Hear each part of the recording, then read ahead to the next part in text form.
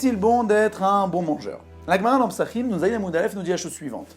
4 proclamations se sont faites entendre dans l'enceinte du Beth Amikdash. Une des 4 proclamations a été qu'il faut ouvrir les portes du Beth Amikdash afin que puisse rentrer Yochanan ben Erbaï, afin qu'il puisse remplir sa panse des viandes de sacrifice.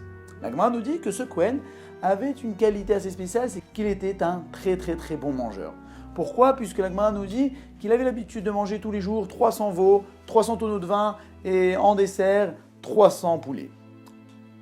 Bon, il faut savoir que lorsque la Gemara nous dit 300, c'est une exagération. Mais si la Gemara veut exagérer, c'est qu'il y a de quoi exagérer. Et la Gemara continue pour nous dire que lorsque ce Kohen était en vie, on n'a jamais brûlé le surplus des sacrifices. Chaque sacrifice a son temps limite pour pouvoir consommer sa viande.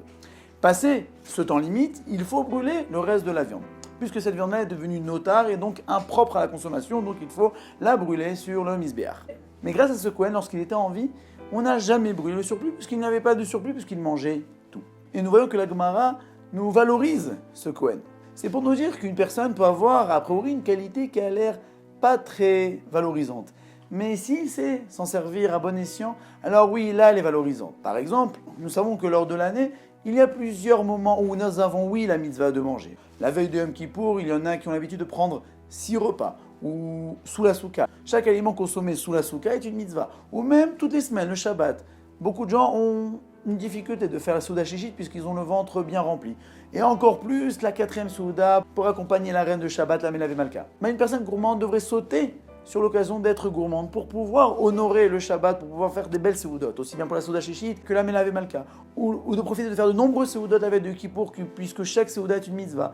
Ou aussi de profiter de manger beaucoup de choses sous la souka, grâce à cette capacité que Dieu lui a donnée d'être un gros mangeur. On raconte sur Baal Shem Tov une fois qu'il a dit à ses élèves « Allez voir cette telle personne, il y a beaucoup de choses à apprendre de lui ». Ses élèves sont partis voir cette personne-là et l'ont demandé est-ce qu'il pouvait rester à ses côtés pendant une semaine ou deux. Et la personne, ne voyant pas d'inconvénient, a acquiescé. Et les élèves du Baal Shem Tov s'attendaient à avoir un comportement surhumain. Pourtant, ils voyaient que cette personne-là, dès le matin, faisait cette fille-là et prenait un petit-déj hyper copieux. Et après, il étudiait un peu et prenait un déjeuner aussi très abondant, ainsi que le dîner. Et cette personne avait mis énormément l'accent sur ses repas. Il mangeait énormément.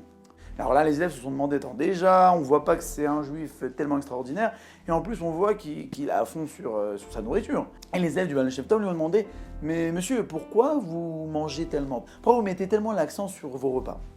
Il dit, je t'explique. Dans notre période, et surtout dans l'endroit où on vit, il y a malheureusement beaucoup de juifs qui se font brûler sur le bûcher. Par exemple, mon père s'est fait brûler sur le bûcher, mais étant donné qu'il était maigre comme un piquet, il n'a pas tenu longtemps. Il n'a même pas eu le temps de faire le Kriyat Shema, ni de faire le vidouille, de se pardonner avant de mourir. Alors moi, j'ai pris sur moi que si ma faim était aussi sur le bûcher, que ça soit une belle faim, que ça soit un très beau feu pour l'honneur de Dieu, et que je puisse avoir le temps de faire le schéma et de faire le vidouille avant de rendre mon âme au Créateur. Et c'est ça que le Baal Shem Tov a voulu apprendre à ses élèves. Chaque personne a des tendances, a des tentations. Mais si Dieu nous a donné ces tentations, certes, c'est aussi pour y travailler, pour pouvoir les mettre de côté, mais aussi pour s'en servir, pour faire la volonté de Dieu.